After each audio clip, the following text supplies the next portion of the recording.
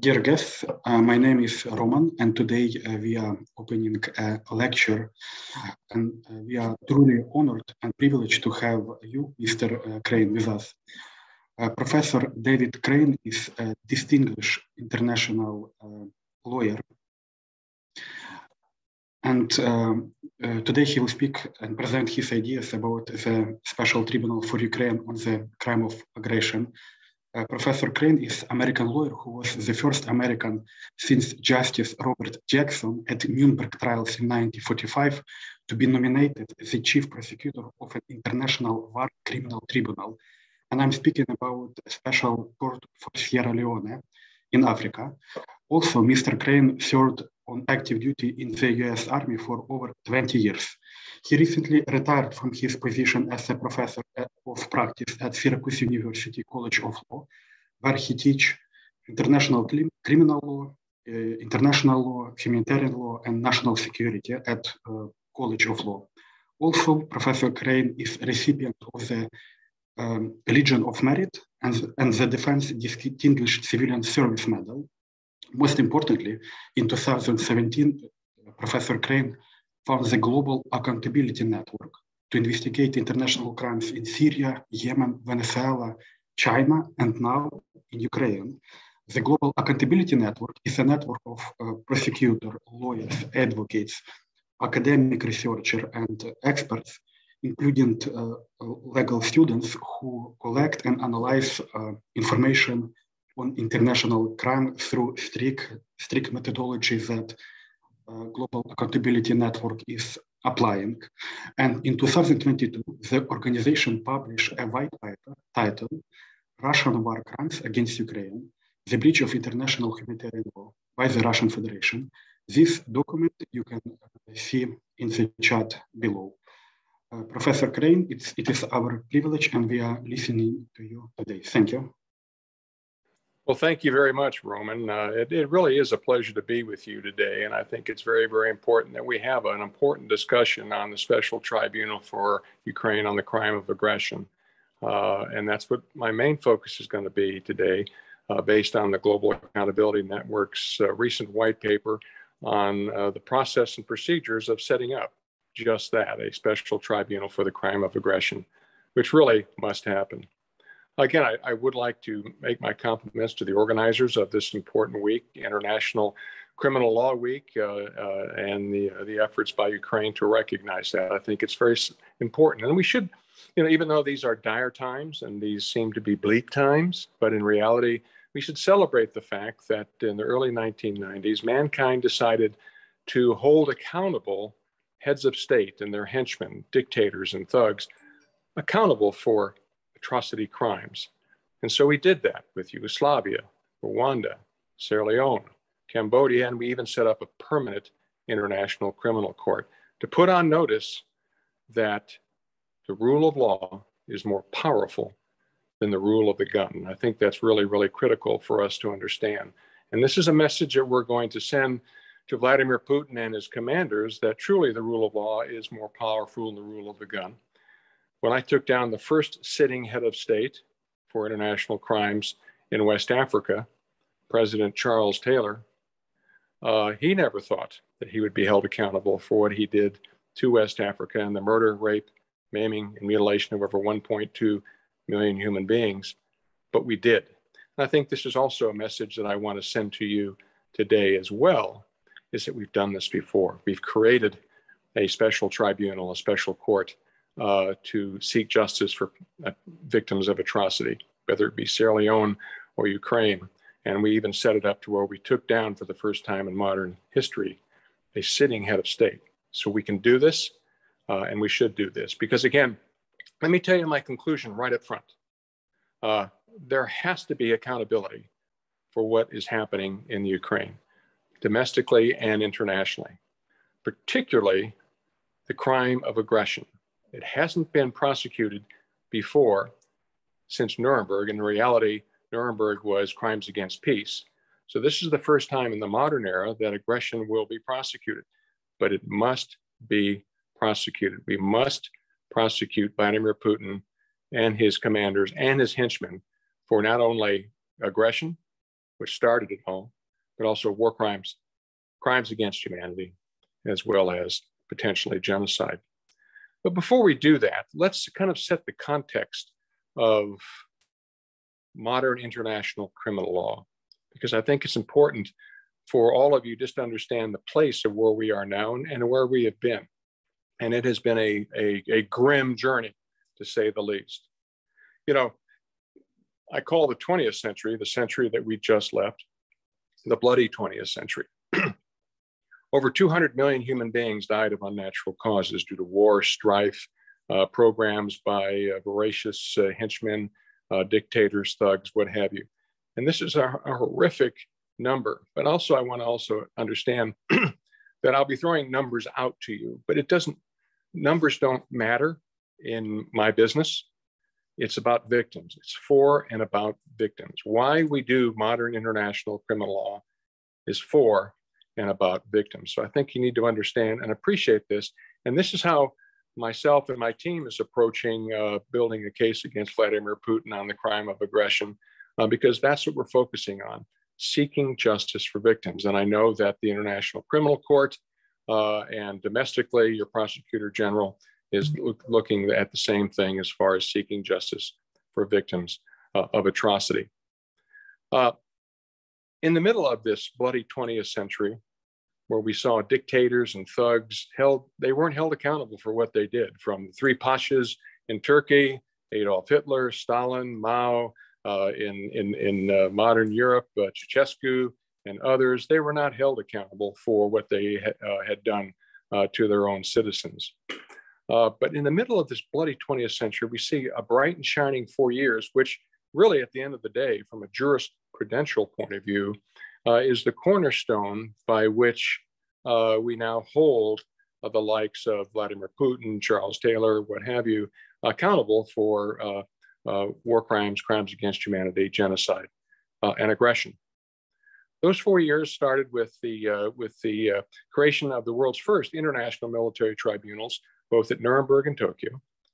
We also see in 1945 the creation of a world body that has been really the glue by which has held the world together even as we speak today, and that is the United Nations. And the United Nations paradigm under the rule of law has kept the world at least somewhat stable related to nations dealing with other nations. It's not a perfect system, but it's the only system that we've come up with. And it is now being directly challenged. The entire United Nations paradigm is being challenged by a permanent member, one of the founders of the United Nations, a permanent member of the UN Security Council, and that is what then was the Soviet Union and now is the Russian Federation. They're throwing the book out. They're throwing it away. And this is something that cannot stand, because it will be certainly a dark world if we let Vladimir Putin get away with what he's doing in the Ukraine. So we see also in the middle of this bloody 20th century, these bright and shiny 4 years, we see the creation of the Universal Declaration of Human Rights, which is very critical in the history of jurisprudence related to modern international criminal law. And that is, for the first time in history, a human being had a right to exist legally. You know, our cultures and our religions and our societies say that, but legally, as a basis by which one can prosecute if you violate that right to exist, didn't happen until 1948. So the Universal Declaration of Human Rights set out a clarion call, a bright light saying every human being on earth has a right to exist. And this is what allowed us then to build a cornerstone by which, when we created modern international criminal law in the 1990s. Also during this time frame, we see the put into effect the Genocide Convention. And then we also see the 4 Geneva Conventions of 1949 that protect individuals found on the battlefield, the wounded and sick, prisoners of war, and civilians. So this was an important 4 years, and then we plunged into the Cold War, and a lot of these new ideas, these concepts went out the window based on the strange mutually assured destruction between the Soviet Union and the United States. And really very little accountability was done during the Cold War until the Soviet Union fell like a house of cards in the early 1990s, much to all of our surprise. And then we see the beginning of the age of accountability, and that is with the creation of the major tribunals in Rwanda, Yugoslavia, and Sierra Leone. Now, I've talked a little bit about ways of accountability because I think it's kind of important as we kind of try to appreciate and understand where we are today.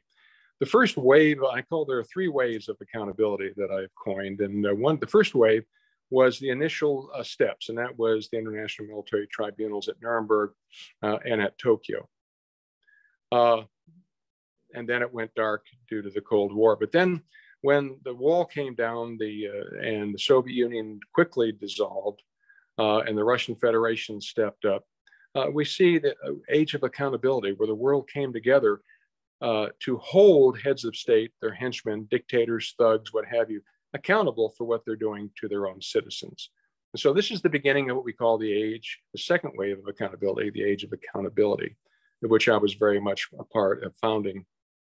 Now, this lasted between 1993 and around 2015, but then something happened that I never anticipated, and I've been doing this for a long time, and that is we see the rise of the strongman, and what I call now the third wave of accountability, and that is the age of the strongman, where we see instead of the world coming together to create a permanent international criminal court, creating various tribunals and courts to hold individuals accountable for committing atrocity, we see a retrenchment, a step away from this thinking, and national leaders turning internally to deal with their own situations. And we see a huge rise in nationalism and populism that the unlikes we haven't seen since the late 1920s and the 1930s, when we see the rise of fascism in Italy, Japan, and of course, Germany.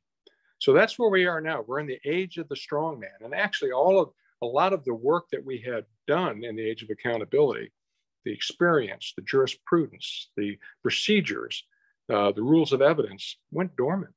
There was no political will in the international community to hold individuals accountable for what was going on in places like Syria, Venezuela, Yemen, Myanmar.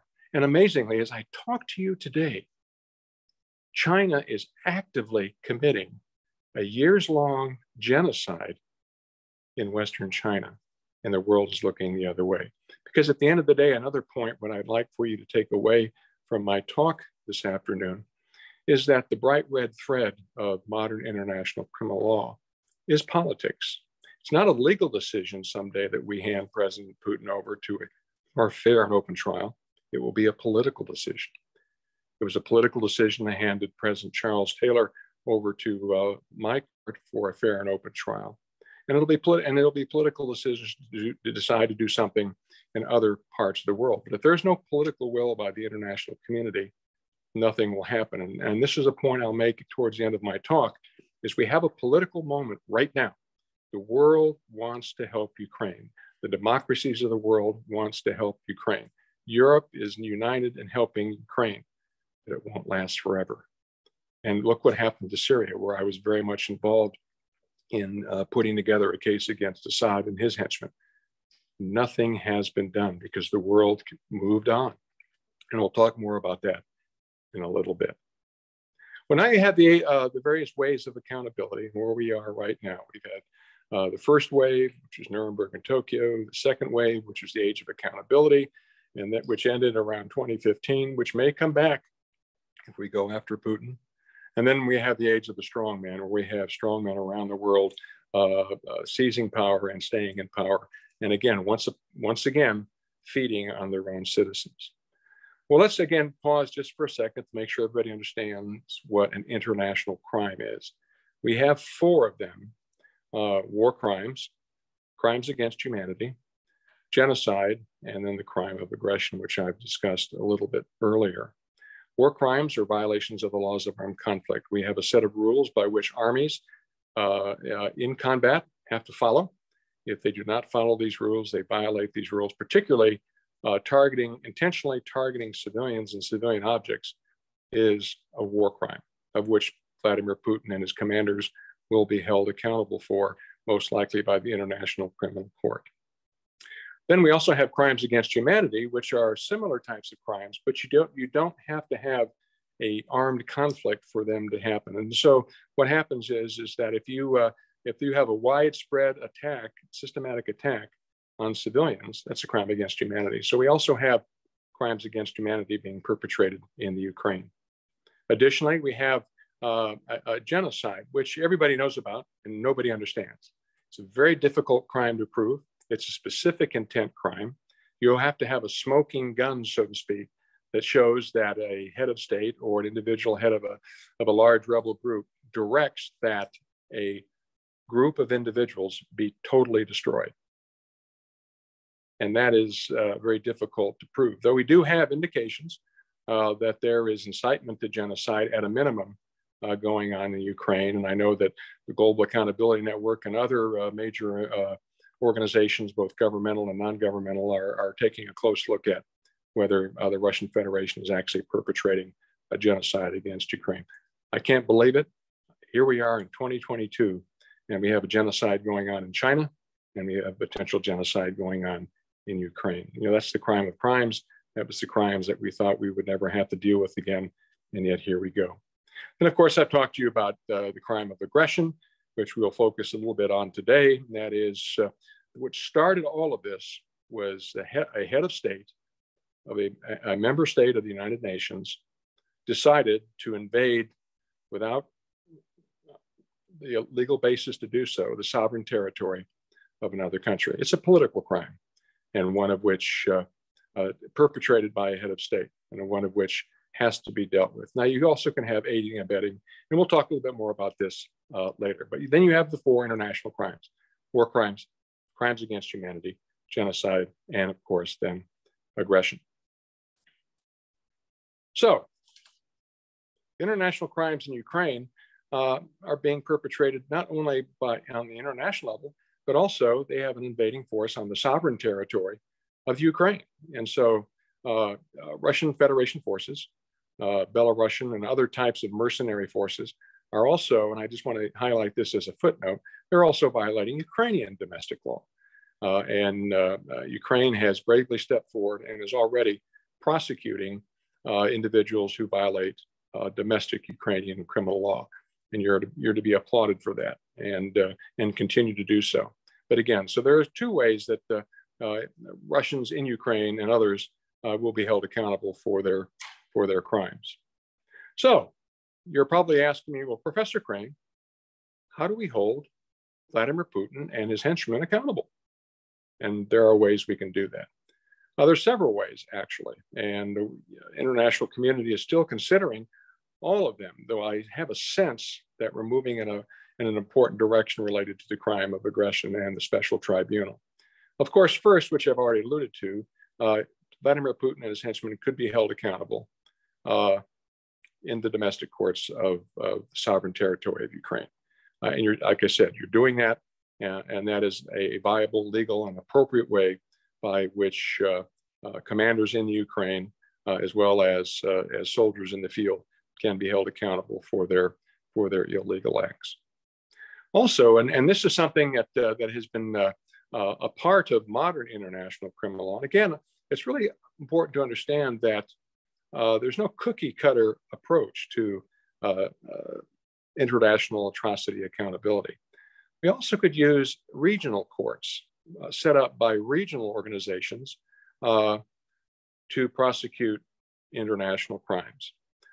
This is being considered for what is going on in Ukraine by the European Union and NATO members, and there is broad and open discussion related to that. But to point out, it's a regional court. It is focused only on Europe. But let me just give you a slight caveat, and that is what Vladimir Putin has done is he's attacked the world order, the whole concept of United Nations paradigm perpetrated by a permanent member of its own Security Council. Yes, Europe has an appropriate place in this. Yes, Europe could certainly set up a regional court to do this, but we need to send the message to all tyrants and thugs around the world, these strong men that are watching, that if you commit international crimes, particularly the crime of aggression, you're going to pay for it. And we have to have an international effort to beat down this first and hopefully last aggressive act by Vladimir Putin on Ukraine. And so I would strongly suggest that we consider a more international approach to accountability. And that would be two ways. One would be a hybrid international tribunal. We've done it before in the Special Court for Sierra Leone, and we can do it again with the Special Tribunal for Ukraine on the crime of aggression. And we'll explain a little bit more about why that is. And then we also have the International Criminal Court. This is its job, is to prosecute these kind of crimes. It was set up to, in fact, prosecute the gravest of crimes being perpetrated against civilians and others. And so they're doing that. And the prosecutor of the International Criminal Court has opened a broad-based investigation of what's going on in Ukraine. And frankly, I predict that Russian forces, Federation forces, political leaders, to include Vladimir Putin, who's also commander-in-chief of the Russian Federation forces, and so is individually criminally liable for every act that they do. I suspect within the year that Vladimir Putin will be indicted along with his various commanders and others for war crimes, crimes against humanity, and possibly genocide, but certainly war crimes and crimes against humanity. Well, those are the four ways we could do this, and they're all appropriate. But I think that my humble suggestion is we need to give our full support to the International Criminal Court and what they're doing for war crimes and crimes against humanity. We need to support the Prosecutor General of Ukraine in prosecuting the domestic violations. But then we also need to do something about aggression. We have to prosecute aggression. Alas, there is some challenges related to jurisdiction. The International Criminal Court does not have jurisdiction over crime of aggression. And we can get into the legal technicalities of it, but at the end of the day, Russia is not a state party to the International Criminal Court, and the International Criminal Court doesn't have jurisdiction over that crime of aggression. Now, does that give us an out saying, well, we can't do anything about it? And the answer is no. We can do that. We can set up some type of regional or international tribunal to prosecute the crime of aggression. So the International Criminal Court does have jurisdiction over the war crimes, crimes against humanity, and genocide being perpetrated there. They know that. Ukraine has agreed to all of this in writing and submitted their jurisdiction to the International Criminal Court on these crimes. And also, just as an aside, in Crimea as well. And so they're doing that. They are investigating actively and appropriately the crimes that are going on related to those three crimes. But then we have this gap, but we do have to prosecute. The Special Tribunal for Ukraine on the crime of aggression is a first, or a second, actually, excuse me. The first was the Special Court for Sierra Leone. This would be the second hybrid international war crimes tribunal. There are different types of tribunals, as I've said. There's no cookie cutter approach to seeking justice for victims. You have ad hoc tribunals like Yugoslavia and Rwanda, where they're set up under Chapter 7 of the UN Charter, and they're specifically set up to deal with a specific set of atrocities. Then you have, for the first time, a hybrid international war crimes tribunal, which I set up back in 2002 to deal with a specific atrocity as well. But the important part about this is, and I think it's really important for my Ukrainian friends and colleagues, is it's a joint tribunal. Ukrainians are as much a part of it as the internationals. And so you have international jurists and Ukrainian jurists working together to seek justice for the Ukrainian people. It was found to be very effective, very efficient in the Special Court for Sierra Leone. And it could be and must be done, frankly, when we deal with the crime of aggression and working together with Ukraine. The Global Accountability Network last week set up a practical way by which we could set up a special tribunal for aggression. It's available to you. It's also available to the world. As I've said, it must be prosecuted. It's a political crime. It's a political decision by Vladimir Putin to take over Ukraine once again. We understand the history of Ukraine and the back and forth of Russia, then the Soviet Union with Ukraine. But in this day and age, in 2022, Ukraine is a sovereign country, a democracy that wants to remain a democracy and does not want to be absorbed by the aggressive acts of Vladimir Putin. So again, we've done this before, we can do it again.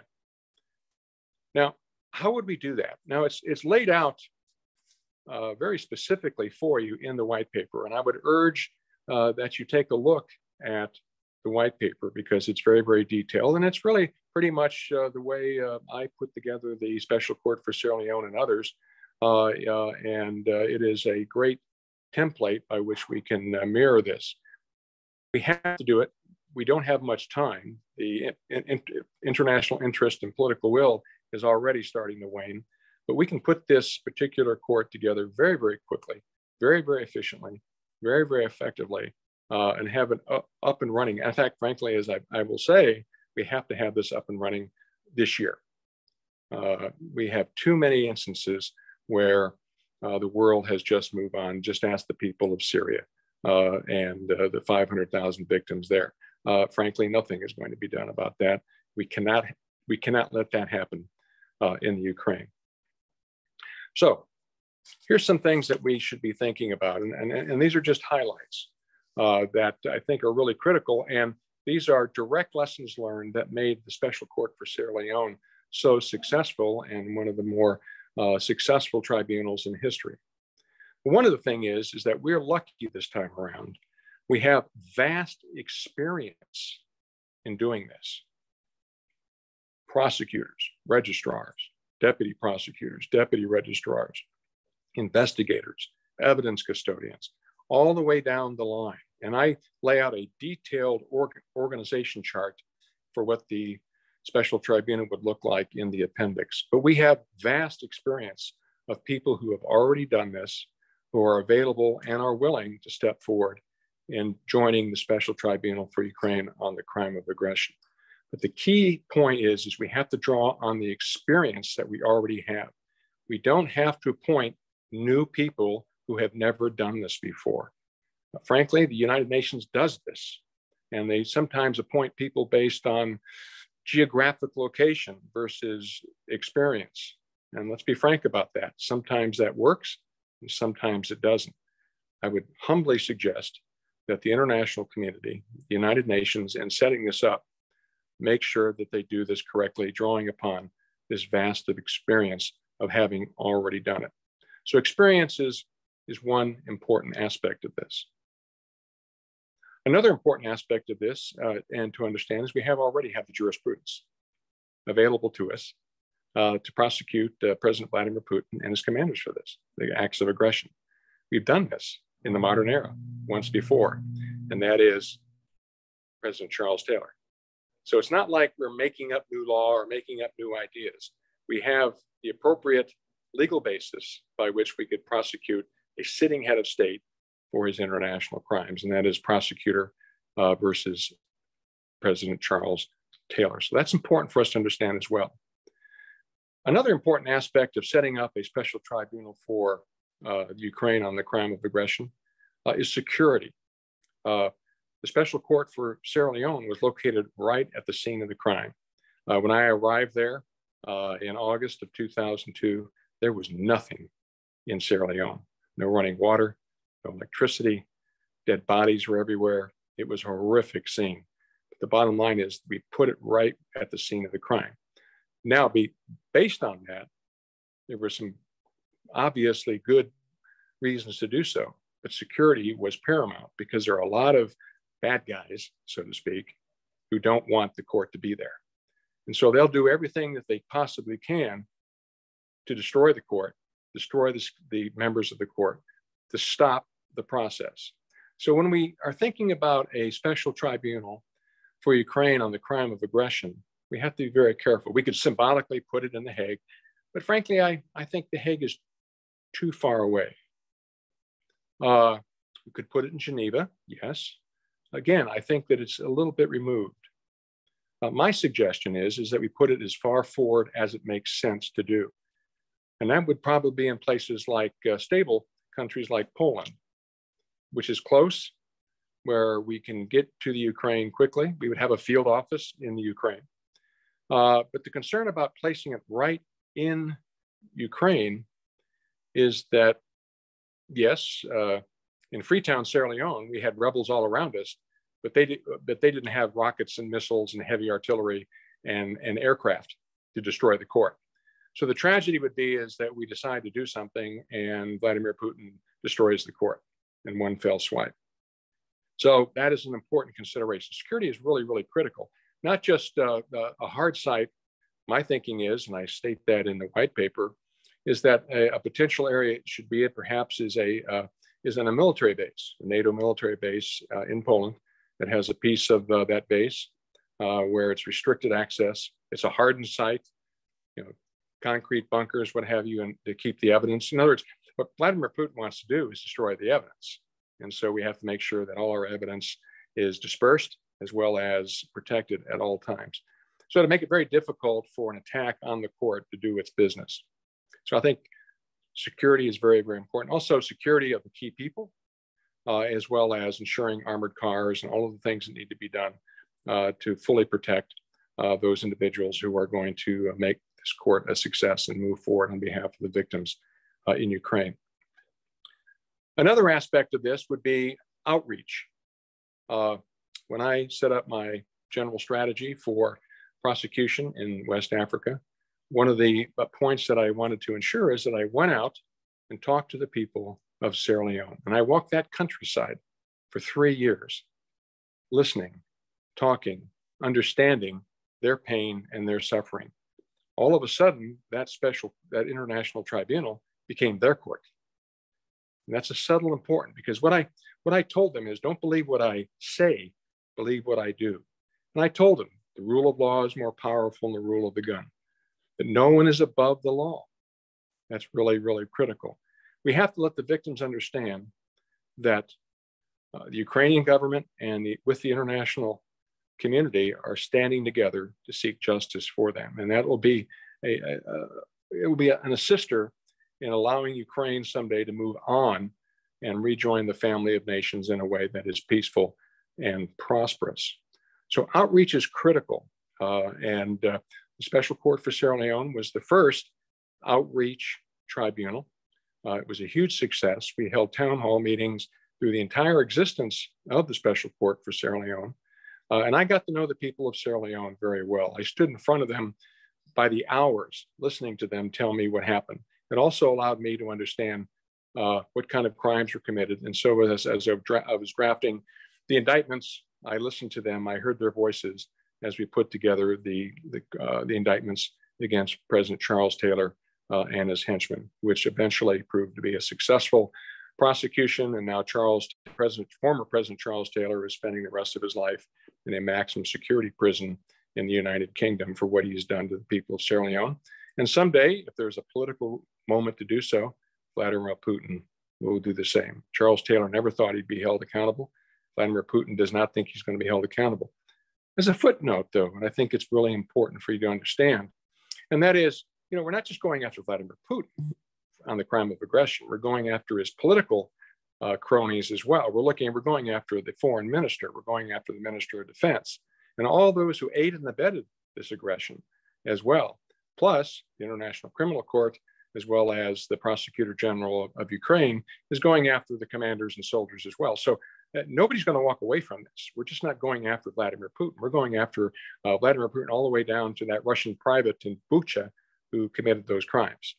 And so this is the beginning of reckoning for the crimes that Russia has and continues to perpetrate in the Ukraine.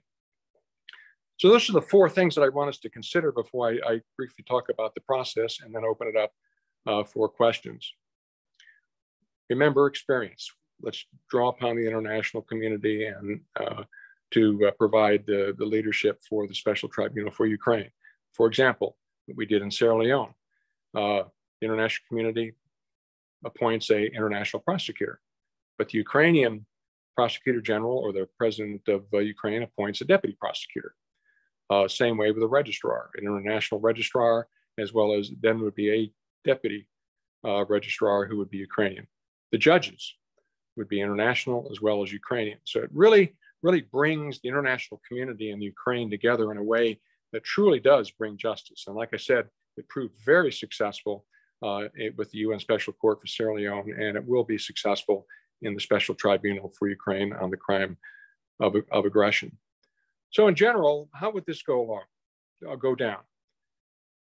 Over the next couple months, we have to have Ukraine ask the United Nations to help them set up a special tribunal.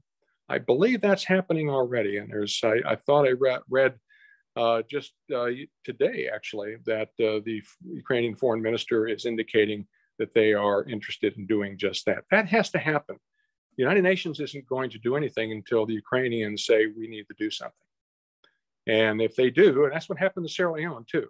Sierra Leone asked the United Nations to set up a tribunal to help them seek justice for the destruction of over 1 million human beings. So Ukraine asked the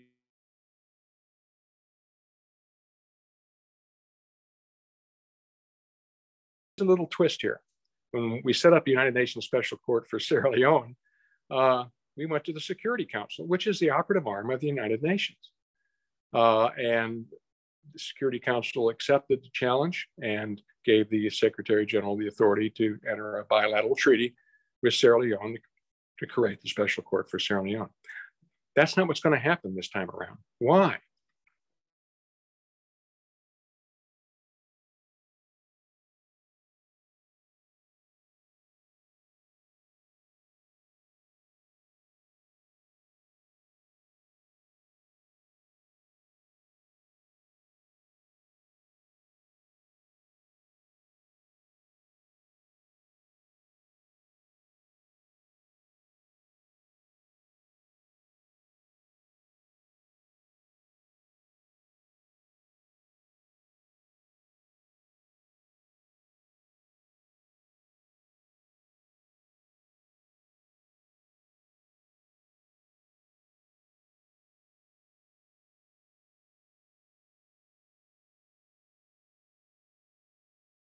Gentlemen, I apologize.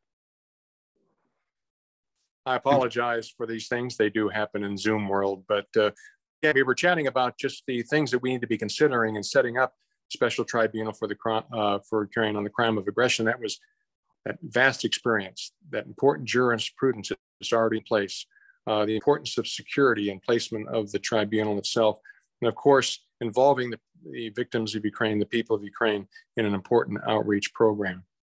I was about to say, as we were cut off, and that is, so how do we do that? Of course, we can't use the Security Council because one of the permanent members of the Security Council is, in fact, the aggressor, one who has illegally invaded the sovereign territory of another member state of the United Nations, and that is the Russian Federation. So the Security Council is conflicted out. So we'd have to use the ability of the General Assembly to come together in times of concern, times of things that they want to address, to convene a discussion about creating, after the receipt of the request by Ukraine, to create a special tribunal for Ukraine on the crime of aggression. They've already created various other things that have been very successful. That is the mechanism process. You know, even though we haven't had the political will to create a tribunal related to Syria, we've created an international, independent, and impartial mechanism for Syria. And that was created by the General Assembly, and they've done various other things related to Myanmar. So there is precedent for the General Assembly to be a part of an atrocity accountability process. Of course, you know, there are rules and procedures within the General Assembly requiring various levels of voting. I believe it's 2/3, but the point is they've already politically, as I said, politics is a bright red thread of modern international criminal law. And that is that the General Assembly has already 141 nations condemned the aggressive act by the Russian Federation earlier on in the invasion. They've also condemned the human rights violations going on in Ukraine perpetrated by the Russian Federation. I believe that was 140 nations. So we clearly have an appropriate number of nations who would be willing to step forward, hopefully to create a tribunal related to aggression. It would be a recommendation, and then the recommendation would be is giving the authority to the UN Secretary General to enter into discussions and negotiations to create a bilateral treaty creating a special tribunal for Ukraine on the crime of aggression. We did that between the UN and Sierra Leone, and we can certainly do that between the UN as well as Ukraine. So again, this is something that we're not just stabbing in the dark, shooting in the dark. We've done this very correctly and appropriately before. So this is generally then how the legal cornerstone would be placed. And then after the treaty, the bilateral treaty is signed, and this has been upheld at the international level, the authority of the United Nations to enter into a bilateral treaty to create an international tribunal. The appellate chamber for the special court for Sierra Leone did say that it is an appropriate methodology by which the United Nations, an international body, a sovereign entity, can enter into any treaties with any member state related to any issue to include atrocity accountability. So that needs to happen. It needs to happen appropriately, but I think, frankly, as quickly as possible. The white paper that we put out last week details much more than that. We don't have the time to go into all that detail, but we lay it out in there as far as how to set up all of these various things to get this started. But I want to leave you with something, and that is we have to do it. Diplomats and politicians play an important role in this, but they tend to be slow. They tend to be very, very careful. Nothing wrong with that. But again, I'm concerned. Let me tell you why I'm concerned. Is Vladimir Putin is banking on the fact that it won't be done, that the international community doesn't have the will to do this. That's his ultimate weapon, time and distraction.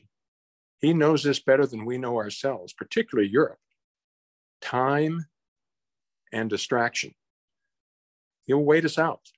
And as the world moves on, we continue to move forward. And that's what we'll try to do. But the bottom line is that he is waiting us out. And he's hoping, like in Syria and Myanmar and others, that we'll just get distracted. There'll be other things. He's banking that he is going to, we're going to have a very cold winter, and he is going to squeeze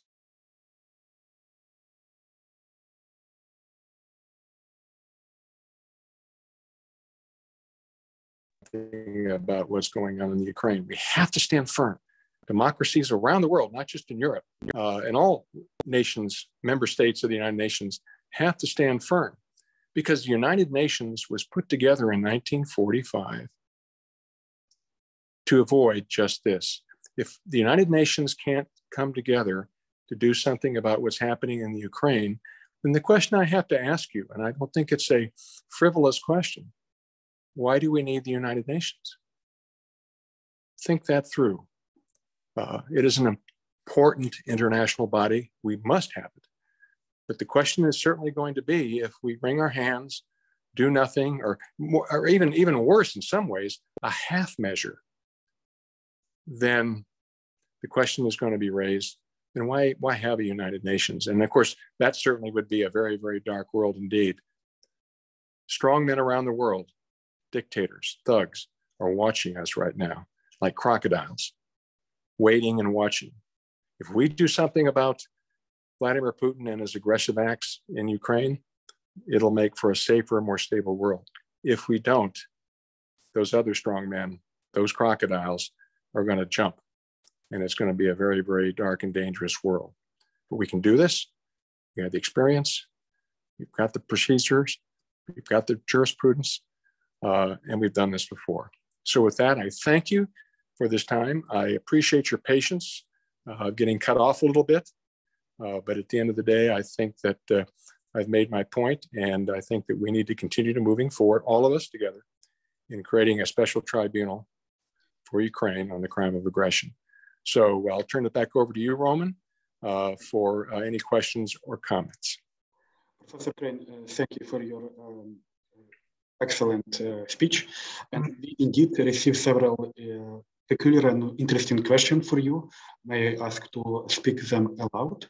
Is it possible to apply a blue helmet operation in South and Eastern Ukraine without Security Council decision and approval?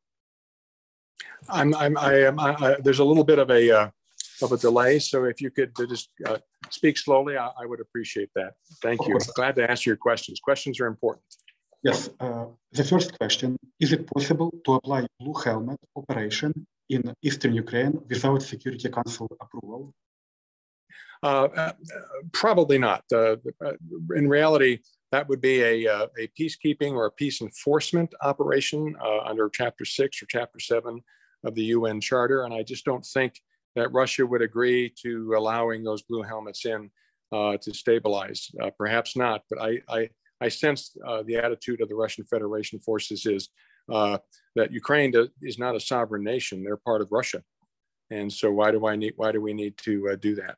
So it's a good question. Thank you for it, but at the end of the day, I really don't.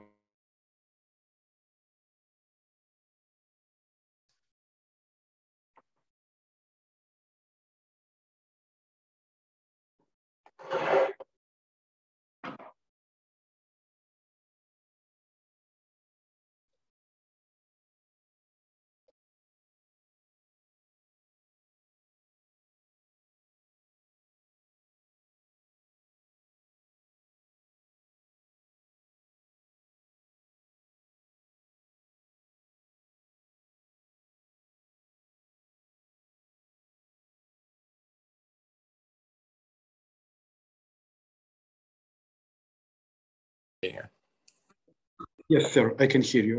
May I continue with the questions? Sure, please do. The second one, how do you envisage the future court process on Russia war criminals in Ukraine? A case in front of the ICC or a special tribunal? And whether is it possible to have both institutions working simultaneously? Great question again. Yes, indeed, you can. I foresee actually 3 courts happening at the same time, and that is we have the domestic, the Prosecutor General in Ukraine prosecuting various individuals for violations of domestic Ukrainian criminal law. We also have the International Criminal Court, who will be prosecuting the crimes of war crimes, crimes against humanity, and genocide. And then, of course, we'd have the Tribunal for Aggression working simultaneously. And I see a very easily symbiosis of the ICC and the Special Tribunal working together, sharing data, sharing information, and providing each other support where as needed as they move forward in seeking justice for the people of Ukraine. So I see that easily done. We did the same thing in Sierra Leone. We had a truth commission as well as the Special Court for Sierra Leone, and we worked very, very well together, doing the very same thing. They're seeking the truth, we're seeking justice, and it came together very, very well. We set up a good coordination process by which we worked together, but to ensure that we were not getting in each other's way. So it can be done. Thank you very much. And the third question, please comment. In Ukraine, some part of the population fear that UN is too slow and too bureaucratic and eventually will face the same fate as the League of Nations. Wow, that's a very good question. And I kind of alluded to that, didn't I, when I was talking in my conclusatory remarks. If the United Nations does nothing about this, or does something that seems to be weak, then the question certainly is why do we need to have United Nations? And they tried to strengthen it based on the lessons learned through the League of Nations in the 1920s and 1930s. So we do not want the United Nations to fall away by the wayside, very much like the League of Nations. So that's a good question, and one that's worrisome. We have to stand with the United Nations, and the United Nations has to stand with us together in facing down these types of crimes. Thank you. From history example, we can see that justice is delivered when it's backed up by a strong military power, as allied powers during Nuremberg trials. Is there such a power in 2022? Well, yes, I think so, and that power is NATO. The cornerstone of this. Russia has always feared and has always done very little because they know that they would be defeated by NATO. And so we have a strong commitment by the NATO countries to include new ones, nations that have never been a part of any kind of international organization other than the UN, Sweden and Finland. So we've actually expanded NATO. There's always been a question in Europe whether NATO is even relevant today. Why do we need a NATO? All of a sudden, Vladimir Putin certainly showed us we need a NATO. And so that military force is the North Atlantic Treaty Organization, and backed up by the United Nations and other countries that want to support NATO as well. So it's a coming together of appropriate nations to include the world's democracies to ensure that something be done. Now, is it perfect? No, we've got some incredible surprises. Brazil is kind of lingering and not doing much. Much to my surprise, India has done very little and is kind of wringing its hands and taking Russian oil. And of course, no surprises here. China is not doing anything either other than buying Russian oil. So, it's always to China's advantage to have the world unstable, because then they can move in and take advantage of that. And so this is a perfect opportunity for them. So it's unfortunate, but China is a permanent member also of the Security Council. And if China wants to be a valid member of the Security Council and the United Nations, they have to do more than just sit back stone-faced watching it, because of course they're governed by a dictator as well, and a strongman who would love to have a reason to go in and take Taiwan. And if we do nothing about the aggression in Ukraine, guess what's going to happen next? I'll guarantee you, China will jump on Taiwan. Yes, thank you for your answer. And the other question is related to a white paper, and it's put like this. Please elaborate a little bit more on the standards of proof for the white paper. Well, again, the white paper is a practical and a procedural guide on how to set up a special tribunal. As far as that is concerned. As far as the jurisprudence, the law of it, all tribunals have a standard of beyond a reasonable doubt. They must prove, whether it's a domestic court or whether it's an international tribunal, they must prove each and every element of the crime charged in the indictment beyond a reasonable doubt. And so it's a high standard. It should be that. These are not kangaroo courts. We must use the rule of law to seek justice, and we have done it and will continue to do it. But the standard of proof is beyond a reasonable doubt. And the other one, did your report is based on publicly available information? Can your experts go to Ukraine, and probably Russia will refuse meaningful interaction with your team? Well, we certainly are available to go and do anything that is necessary. We're working with the United Nations, the United States, and various other organizations. It's important to understand, I'm just laying out and showing the world that we can do this, that we've done it before and we can do it again. And here is exactly the way it was done in West Africa, and this is exactly the way it can be done in Sierra Leone or in Ukraine, with obviously some adjustments and stuff. But this is not an academic paper. It is a real world how-to guide in setting up the special tribunal for Ukraine on the crime of aggression. Thank you. And the last one, how to overcome the financial issues by the establishment of tribunal. Basically, is there enough money to put it to place? Well, again, I lay that out in the white paper. The bottom line is when we set up the special court for Sierra Leone, it cost about $25 million to do that. And our budget was around $25 or $30 million per year, which was far less than the tribunals in Rwanda and Yugoslavia. But the bottom line is it's with an appropriate strategic plan, it can be a very cost-effective and efficient way by which we can hold Vladimir Putin accountable in the crime of aggression. If it's a UN, if it's part of the United Nations, it can be done by various assessed dues to the member states. Here's what it's going to cost. Or what we did in Sierra Leone is we had contributions, not only in monies, but furniture and computers and everything that it takes.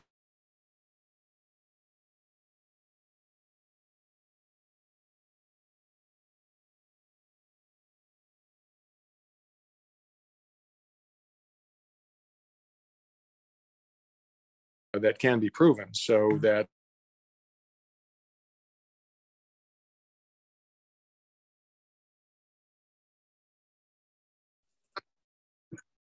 we're certainly having our IT troubles, but no problem. But certainly, I would estimate about $25 million, and that may all that need be necessary, because I suspect this court wouldn't be around for more than a year or two to get its work done. Obviously, there'd be appeals if there was a conviction and those kind of things, but 1, 2, 3 years. But the cost, though that's a lot of money, but the cost is one of those situations where it's very doable within the international community. And I suspect that to do it quickly, I would recommend that we do it by contributions so that we can set it up quickly. That's how we were able to do it in Sierra Leone. If we go through the UN administrative budgetary process, it could take too long in order to do this. So I recommend that we do it by contributions. And I so state that in the white paper. That's a great question. Thank you. Professor Crane, we thank you for the Q&A session. On behalf of the Center for Civil Liberties, we are grateful for your commitment to justice, your empathy to Ukraine, to our country, to our people, to fighting impunity and fighting for accountability for the most grave human rights violation and international crimes in Ukraine, in Africa. And on this note, we are finishing our lectures today. Thank you very much, and keep up a great work in future. Thank you very much.